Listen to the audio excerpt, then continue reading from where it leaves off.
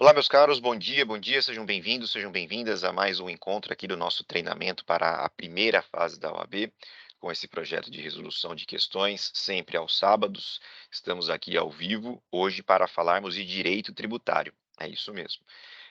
Você que não me conhece, eu me chamo João Santini, eu sou atualmente docente de graduação dos cursos da Estácio e também professor de cursos de preparação para concursos, OAB, e também pós-graduação. Atualmente eu sou advogado tributarista em São Paulo e ex-procurador municipal e também advogado de empresa pública, sempre por meio de concurso público. Se você quiser me contatar, você pode enviar um e-mail para a nossa equipe, treinamentoabjcsantini@gmail.com, e também no meu Instagram, @jcsantini. De recados iniciais, eh,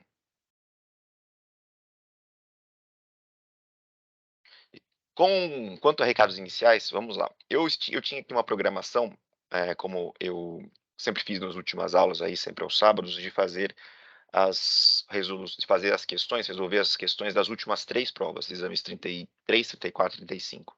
Mas hoje, em razão de alguns imprevistos aqui de ordem pessoal, eu não vou conseguir fazer as questões do exame 33 e 34. Vou ficar devendo essa última parte para vocês. Então, para que também a gente não fique sem contato, aí eu tentei achar um meio termo, e o que eu vou fazer aqui nessa próxima meia hora, 40 minutos, que é o tempo que eu consegui me programar aqui para dar uma olhadinha, é justamente fazer as últimas questões de direito tributário do exame 35, tá? Então, a partir de agora, a gente começa a falar um pouquinho dessas últimas questões que caíram na prova aí de julho, tá bom? Hoje nós temos ao vivo aqui a Carolina, seja bem-vinda, Carolina. Você que também fez inscrição e vai acompanhar a nossa resolução à distância, seja bem-vindo, seja acolhido, seja acolhida, seja bem-vinda. E você que vai ver essa gravação lá no YouTube depois, também sinta-se abraçado, abraçada, estamos sempre juntos. Acredito que esta tela já esteja compartilhada, joia, está aqui mesmo. Então, sem mais delongas, vamos lá ao que interessa. Lembrando que este material aqui, para quem faz inscrição, depois é disponibilizado. Basta que você solicite por e-mail para a nossa equipe que você tem acesso a esse material devidamente comentado pelo professor. Então, todas essas questões caíram aqui, como vocês estão vendo, no exame 35, tá bom? Vamos lá. A sociedade empresária ABC Limitada foi criada em janeiro de 2020. Geralmente, tá, o examinador, eh, não dá à toa alguma data. Se ele dá a data, ele vai cobrar isso de alguma forma, mas geralmente, tá, pode ser que isso não ocorra, principalmente quando você não tem, temáticas relacionadas, por exemplo, à prescrição, preclusão, contagem de prazo, enfim. Às vezes é só meramente ilustrativo. De qualquer forma, vale a pena você sempre estar atento às datas. Então essa sociedade empresária, ela está no município Alfa, ok. É especializada em recauchutagem de pneus. Ok, o que que é recauchutagem de pneus?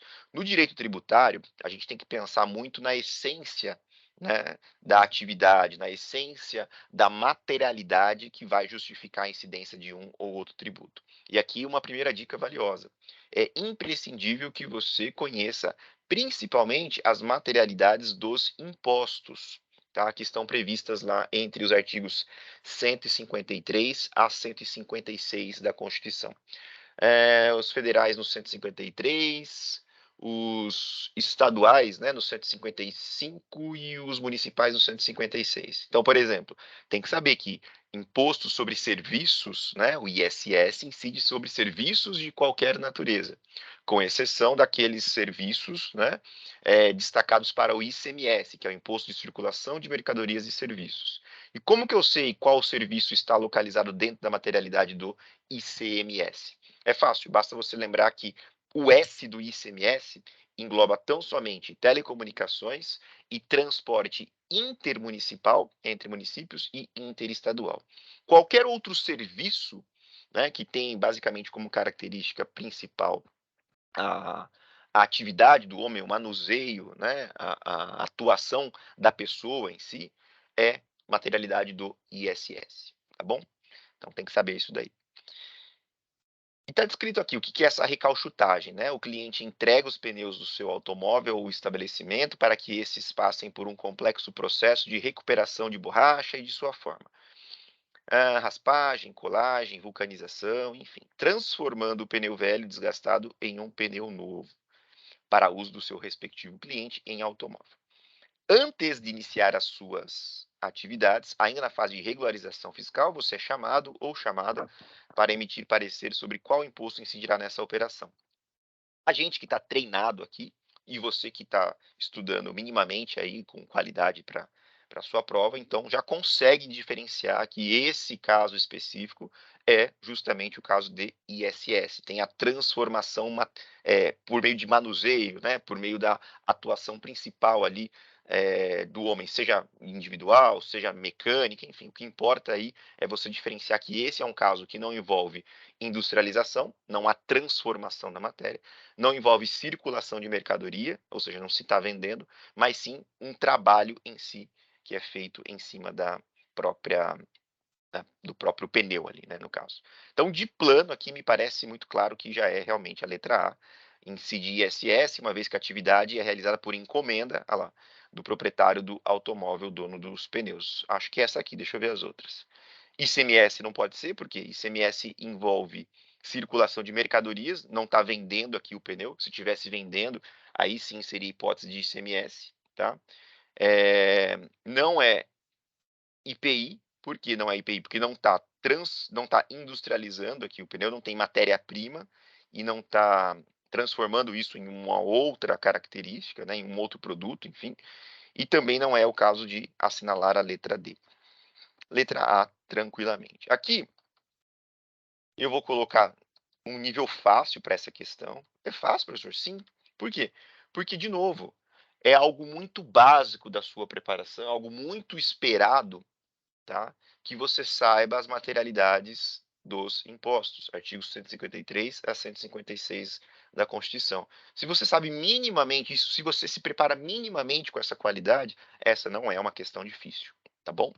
Lembrando que quem já está vendo os nossos vídeos, quem já conhece, a gente faz sempre essa classificação entre questões de níveis fáceis, médias, né, e difíceis. Por quê? Para que você também tenha uma sensibilidade, um norte da sua preparação. Se o professor classifica como a questão como nível fácil e você tem dificuldade em resolver, o alerta está ligado. Por quê? Poxa, eu estou tendo dificuldade de resolver uma questão que é nível fácil, então eu tenho que avaliar essa minha premissa, estudar com um pouco mais de profundidade para me inteirar e me preparar com mais qualidade para resolver essa questão. Tá bom? Então, essa é uma questão de nível fácil, acho que você teria absolutas condições de acertar. Comentários. Essa temática é mais que esperada para uma primeira fase. Saber a materialidade dos impostos é mandatório. No caso em questão,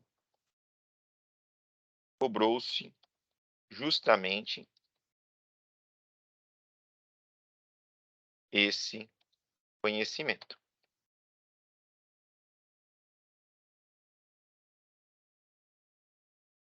Como não se trata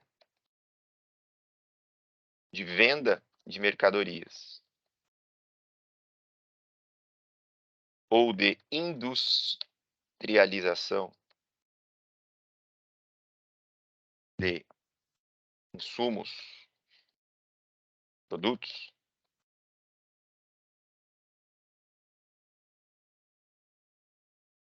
naturalmente está-se diante da materialidade do ISS, Imposto sobre Serviços. Dispositivos. Vou pegar na minha segunda tela aqui certinho para vocês. Abrir a Constituição.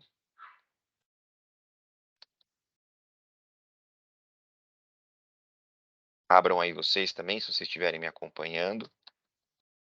O ISS, ele está lá no 156, se não me engano, não, é o 156, inciso terceiro.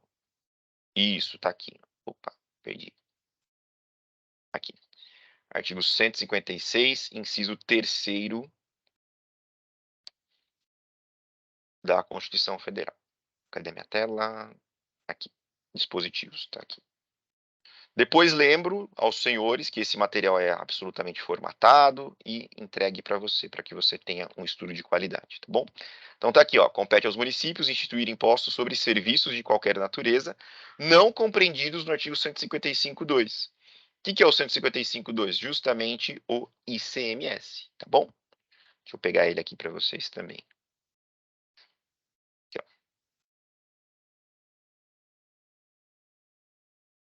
Tá aqui, ó. Compete aos estados, né, impostos sobre operações circulativas, a circulação de mercadorias e olha só o S do ICMS aqui, ó. Serviços de transporte interestadual, intermunicipal e de comunicação, tá? Então essa é a grande diferença aí entre o ICMS e o ISS no que diz respeito a esse S aí. Beleza? Bom, questão tranquila essa daqui. Exame 35. Vamos para a próxima.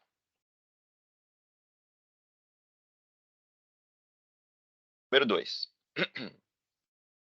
O Estado Alfa concedeu por lei ordinária, olha só, mais uma vez a prova da OAB aqui, elaborada pela FGV, sendo multidisciplinar. Você tem que conhecer as bases do direito constitucional, a questão de processo legislativo, competências, controle de constitucionalidade. Você tem que conhecer, sei lá, no direito civil, obrigações, negócio jurídico, contratos, no administrativo, ato administrativo, concessões, licitações e assim por diante.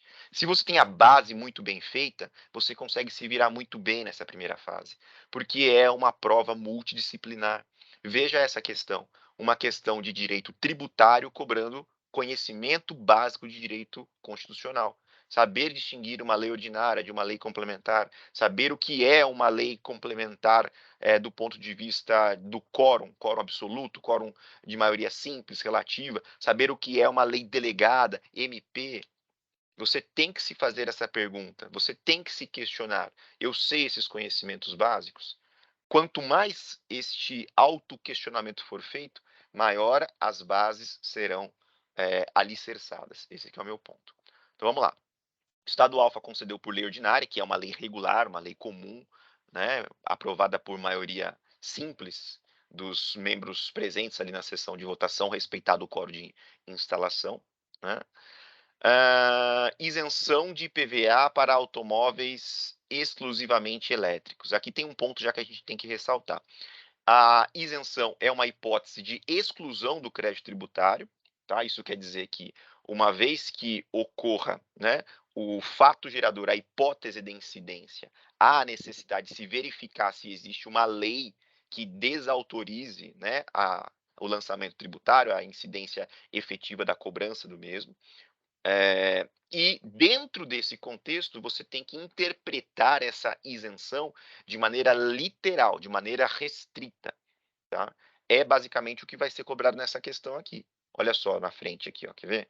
Olha lá, José é proprietário de um automóvel registrado perante o Detran, movido a biogás. Olha que informação sutil, mas absolutamente relevante para você resolver a questão. A isenção de IPVA fala que automóveis exclusivamente elétricos serão beneficiados pelo afastamento da cobrança do imposto. O José tem um automóvel movido a biogás. É diferente, né? Automóvel elétrico é uma coisa, automóvel movido a biogás é outra. Então, o que já dá para a gente inferir da questão aqui, projetar? Que o José não vai ter direito à isenção do IPVA. Por quê? Porque estamos diante de materialidades distintas. E no que diz respeito à isenção, nós temos que fazer uma interpretação fechada, literal. Olha lá, tá aqui, ó.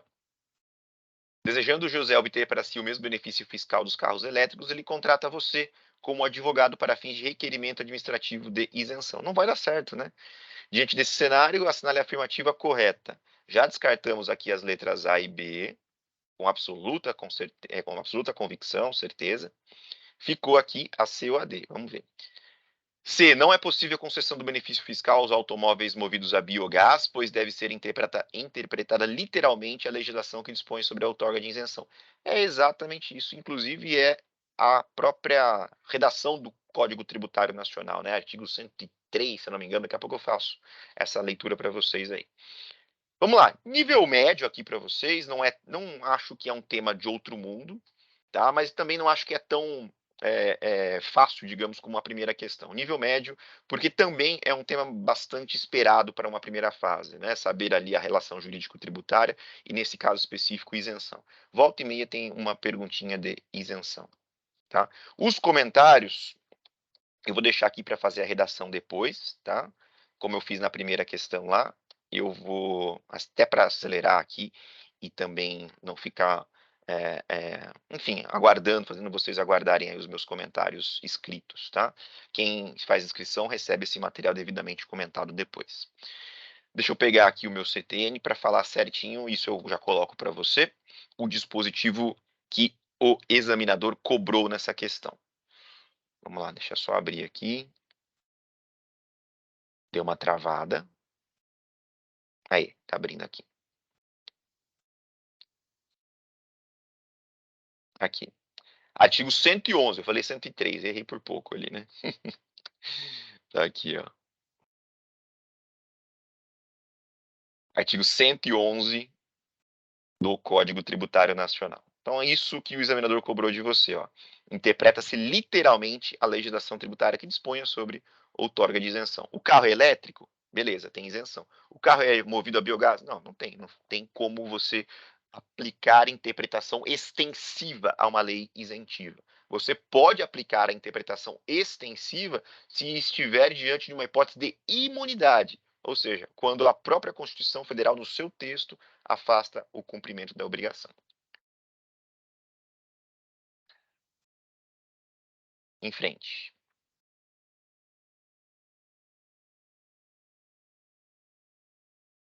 Também exame 35, que cobrou em julho, né? Caiu em julho. A Sociedade Empresária Comércio de Roupas Limitada, aliás, ABC Limitada, deixou passar o prazo para a interposição de embargos à execução em ação de execução fiscal ajuizada em agosto de 2021. Aqui uma premissa já para a gente estabelecer, né? Na execução, aliás, no direito tributário, para você que não tem tanta familiaridade, no direito tributário, nós temos algumas peculiaridades também de ordem processual. Se você pega lá o processo civil comum, a pessoa entra com a ação, ingressa com a ação, e o juiz despacha lá, depois de verificados os pressupostos processuais, né, para que a parte ré exerça o seu direito de ampla defesa e contraditório por meio da contestação, uma peça aplicada, né, e protocolada, aliás, nos próprios autos inaugurados. Agora, quando a gente fala de direito tributário, é um pouquinho diferente. Caso não haja o pagamento espontâneo do tributo, o ente público responsável ele retira dessa situação uma certidão, né, no que diz respeito à certeza do crédito, chamada de certidão de dívida ativa, e esta CDA, essa é a sigla, equivale não, é um título executivo extrajudicial. Por quê? Porque é a partir deste documento que o ente público vai poder cobrar você judicialmente. Essa CDA, por ser um título executivo extrajudicial, embasa o processo de cobrança judicial, chamado de execução fiscal. E quando você é executado, você é pessoa física, você é pessoa jurídica, né, o mecanismo de você se defender na execução fiscal não é a contestação comum que você apresenta lá no processo civil. Não, professor, não. É a figura dos embargos à execução fiscal. E aí tem uma peculiaridade. Primeiro, os embargos não representam peça que você protocola nos próprios autos da execução fiscal. Representa como se fosse uma nova ação. Sim, uma ação que corre em apenso, apartada, colada dos autos principais. Você distribui como se fosse uma inicial. Só que tem uma condição de procedibilidade. Você tem que garantir a execução. Então, se a execução é de R$ 1 milhão, para que você exerça o seu direito de defesa e protocole os embargos de execução, você precisa ali depositar o valor em juízo, oferecer um bem imóvel como garantia, um bem móvel, um seguro de garantia, uma carta de fiança, enfim. O que importa é garantir a execução para depois exercer o seu direito de defesa por meio dos embargos. Isso de maneira muito resumida, tá bom? No caso aqui, deixou passar o prazo para interposição dos embargos, que é de 30 dias a partir da garantia, tá bom? Relativo à cobrança de PIS e COFINS, geralmente, né, os tributos aqui são meramente ilustrativos, não faz diferença se é PIS, COFINS, ICMS, IPVA, enfim, tá bom? Dentro desse contexto. Relativa à cobrança de PIS e COFINS do período de janeiro a março de 2010, não declarados nem pagos. Objetos de lançamento de ofício ocorridos em dezembro de 2014 e não impugnados. Tá, aqui não tem prescrição nem decadência. Aliás, tem aqui, né, ó, vamos lá. Olhem o meu raciocínio aqui. A origem do tributo é janeiro e março de 2010. Vou até grifar aqui com outra cor. Essa é a origem. Quando que foi o fato gerador? Janeiro a março de 2010. Quando que foi lançado? Quando que foi cobrado? Tá aqui, ó. Foi cobrado em 2014, isso administrativamente, né, o lançamento. Só que só foi executado, olha só, vou mudar a cor aqui também. Só foi executado em 2021.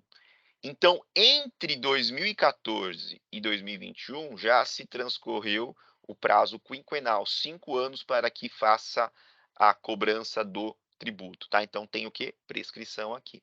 A prescrição, por ser matéria de ordem pública, passível de conhecimento de ofício pelo juiz, implica na possibilidade do juiz reconhecer isso, não necessariamente por embargos à execução, mas por meio justamente desta peça chamada exceção de pré-executividade.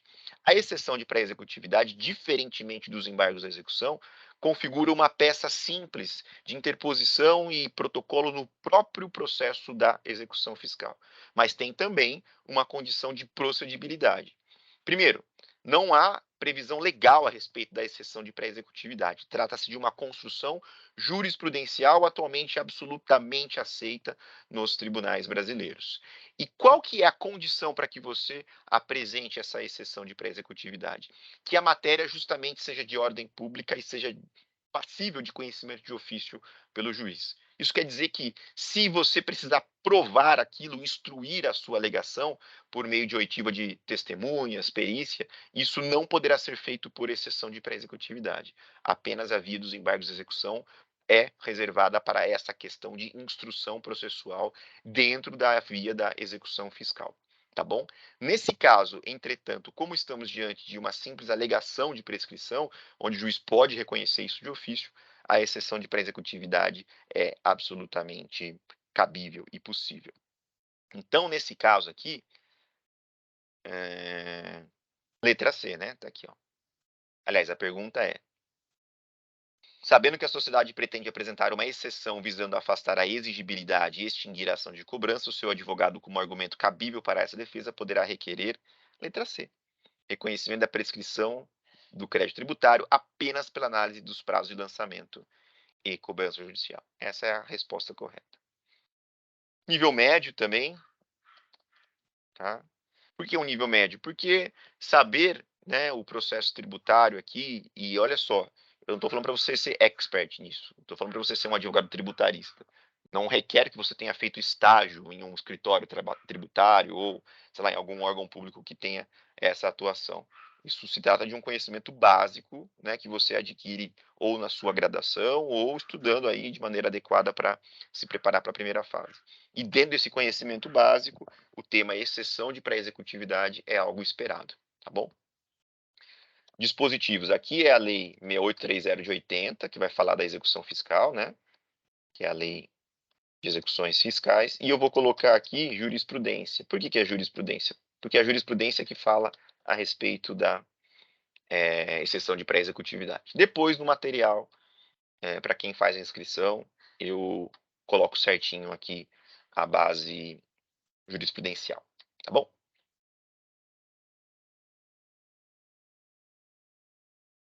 Vamos lá, tem mais duas. O exame 35 cobrou 5 questões de direito tributário.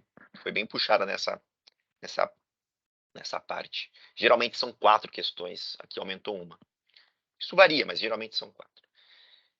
Vamos lá. A empresa pública estadual XYZ SA tem imunidade tributária. Olha só que interessante. Numa primeira questão, cobrou isenção, que ocorre de acordo com a literalidade da lei, né? A isenção está prevista na lei, diferentemente da imunidade tributária, que está prevista já no texto constitucional, configurando-se como uma verdadeira hipótese de não incidência tributária, né? Entra na origem, impede até mesmo o nascimento da relação jurídico-tributária.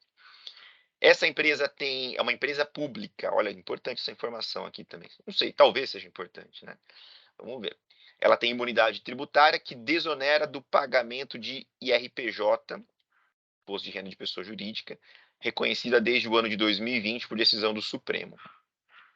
Transitou em julgado, ou seja, algo incontestável, né? Coisa julgada.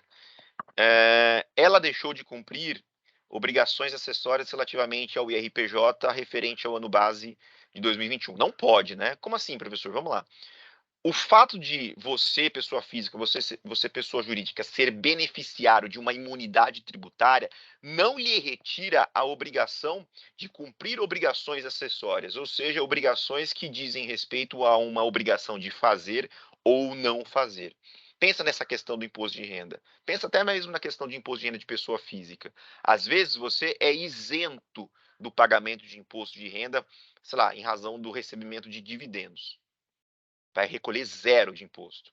Mas isso não lhe desobriga, por exemplo, de enviar, de entregar a declaração anual do imposto de renda.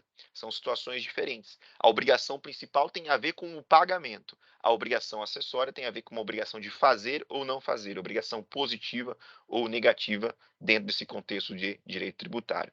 Então, nesse caso aqui, provavelmente o que vai acontecer aqui?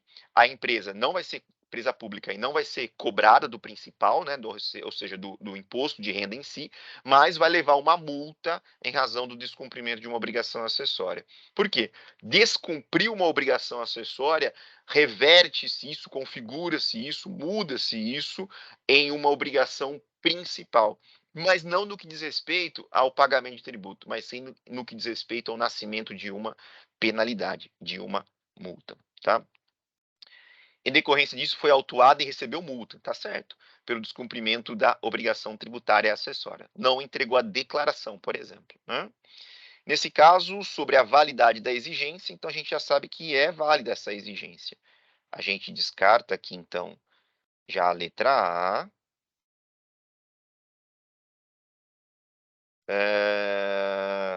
Tá certo, essa aqui, ó, a letra B. Essa aqui, a letra B é correta. São válidas e legais porque o descumprimento da obrigação acessória, mesmo por empresa imune, converte-se em obrigação principal relativamente à penalidade pecuniária. Essa aí é a resposta correta. Nível médio também, não acho que é uma questão difícil, não vejo aqui, por enquanto, questões difíceis, tá? Questão, uma fácil ali e outra de nível, e duas de nível médio, né? 3 agora. Esse caso aí, também tema super básico do direito tributário, obrigação tributária principal e acessória, talvez seja um dos primeiros temas que você aprende no tributário da graduação. O dispositivo está aqui, ó, artigo 113 do Código Tributário Nacional. Obrigação principal tem como objeto o pagamento de tributo, aqui no parágrafo 1º. A acessória, como eu falei para vocês, ó, prestações positivas ou negativas, ou seja, obrigação de fazer ou não fazer. E o caso específico dessa questão é isso aqui, ó. A obrigação acessória, pelo simples fato de sua inobservância, converte-se em obrigação principal relativamente à penalidade pecuniária. Tá bom?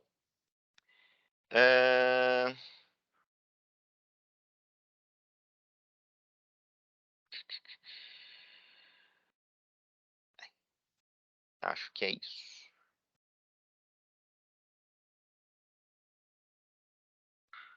Tá. Estava vendo, desculpa, uma questão pessoal aqui. Vamos lá, então. Última questão. Exame 35. Lembrando que hoje a gente está um pouquinho mais corrido com o tempo aqui por um imprevisto aqui de ordem pessoal, então nós vamos fazer apenas as questões do exame 35, tá bom? Fico devendo aí a resolução dos exames 33 e 34 para um momento futuro. Última questão, então, vamos lá. Exame 35, Marcelo, servidor do estado X, verificando sua conta bancária, percebeu que houve retenção a maior do imposto de renda retido na fonte incidente sobre a sua remuneração. Objetivando receber a quantia recolhida maior de volta, ajuizou ação de repetição de indébito, incluindo no polo passivo o estado X. Opa, tem alguma coisa errada aqui? Por quê? Porque imposto de renda não é a União, né? Mas olha que importante, ele é servidor do estado X. Não entendi, professor, me explica. Lógico, vamos lá. Aqui trata-se, na verdade, de um conhecimento de direito financeiro, até mesmo Importante, porque logo, logo você vai ser cobrado especificamente sobre, temas de direito financeiro, não relacionados necessariamente com direito tributário. Por que isso, professor? Porque a partir do ano que vem, informo, se você ainda não sabe, teremos 3 novas disciplinas na primeira fase da OAB. É isso mesmo, direito eleitoral, direito financeiro e direito previdenciário. Tá, e se você ainda não percebeu isso, comece a, né, lidar com essa temática para se preparar já com antecedência. E aqui eu faço um lembrete, um convite. Conheça o nosso treinamento individual para a OAB, porque dentro desse contexto nós já estamos nos preparando para essas matérias também, lá para 2023. Mais informações com a nossa equipe no treinamento oabjcsantini@gmail.com. Nesse caso específico, onde eu quero chegar? Vamos lá, em regra, quem que tem a competência e a capacidade tributária no que diz respeito ao imposto de renda? A União. Entretanto, por uma regra de direito financeiro, quando o contribuinte é servidor público estadual ou municipal, a receita advinda da retenção na fonte em razão do salário, dos vencimentos, dos subsídios desse servidor, fica com o próprio empregador, no caso, o município ou o estado. Vamos fazer uma comparação? Se você é CLT, o seu patrão retém o equivalente ao seu imposto de renda e remete esse dinheiro para a União, para a Receita Federal. Entretanto, se você tem um colega e se você é um servidor público estadual, por exemplo, o Estado, da mesma forma, vai fazer a retenção do imposto de renda. Mas, diferentemente do regime CLT, ele não envia esse dinheiro para a Receita Federal, para o governo federal. Não. Ele fica com esse próprio dinheiro. Ele fica com esses próprios recursos, aliás. Tá? E dentro desse contexto, o que aconteceu na nossa questão? O Marcelo teve indevidamente aqui retido valores, né, a mais aí a título de imposto de renda retido na fonte. Sei lá, tinha que reter R$ 1.000 e por algum equívoco lá na contabilidade reteve 2.000. E aí, vai entrar com ação contra quem? Nesse caso, meus amigos, curiosamente, diferentemente do que se pode imaginar, o polo passivo aqui não deve ser ocupado pela União, tá bom? Mas sim apenas e tão somente aqui, ó, pelo estado X, que é o responsável aqui nesse caso pela retenção e detém a capacidade tributária e não a competência tributária nesse ponto. Essa é uma questão que, para fins de graduação, eu acho difícil, tá? Nível difícil. E tem a ver justamente com essa temática relacionada aí com com direito financeiro barra direito tributário, tá bom? Como dispositivos aí, eu já coloco para vocês o artigo 157, se eu não me engano, deixa eu ver aqui. Isso, tá aqui, ó, já achei. O 157 da Constituição. Ah lá, pertence aos estados, nesse caso aqui, né? O produto da arrecadação da União, do imposto de renda sobre renda e proventos de qualquer natureza, incidente na fonte. Ah lá, sobre rendimentos pagos a qualquer título, por ele, suas autarquias e pelas suas fundações que instituírem e mantiverem. Então a resposta correta tem base no 157.1 da Constituição Federal. Beleza? Acho que é isso. Chegamos ao fim, então, tá? Aqui da nossa atividade de hoje. Peço desculpas por não poder evoluir com vocês aqui nos exames 33 e 34. Ficamos devendo isso para uma outra oportunidade. Convido vocês a conhecer o treinamento individual. Tem um trabalho todo especial que a gente faz aí de preparação personalíssimo para a primeira fase. Entre em contato com a nossa equipe. Desejo a todos aí um excelente final de semana. Siga-nos nas redes sociais. Veja as nossas aulas anteriores aqui no nosso canal do YouTube. E se você precisar, estarei absolutamente à disposição. Um bom final de semana, agradeço demais a sua atenção, a sua confiança no meu trabalho e vamos juntos.